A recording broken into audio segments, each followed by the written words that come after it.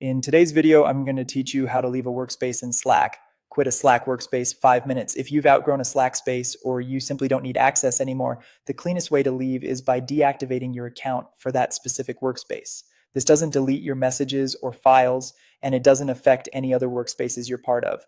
It just removes your access to this one and hides your profile there. Start by logging into Slack on the desktop app or in your browser. Make sure you're in the workspace you want to leave. If there's anything you want to keep, such as personal notes or file links, copy those now because you won't be able to grab them after deactivation. Next, click your profile picture.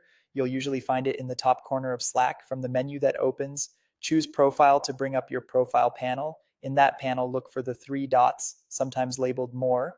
Click that, then select Account Settings. Slack will open your account settings for this workspace in your browser.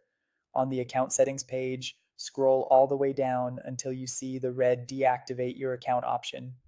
Before you click it, a quick note, deactivation is per workspace. If you're in multiple workspaces, this action only applies to the one you're currently managing. When you're ready, click deactivate your account. Slack will guide you through a confirmation flow.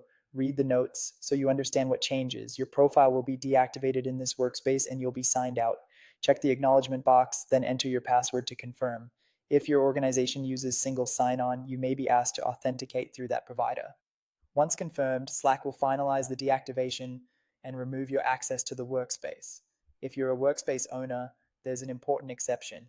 Owners can't leave a workspace until ownership is transferred to someone else. You'll need to designate another eligible member as the new owner first. After transferring ownership, return to your account settings and follow the same deactivation steps.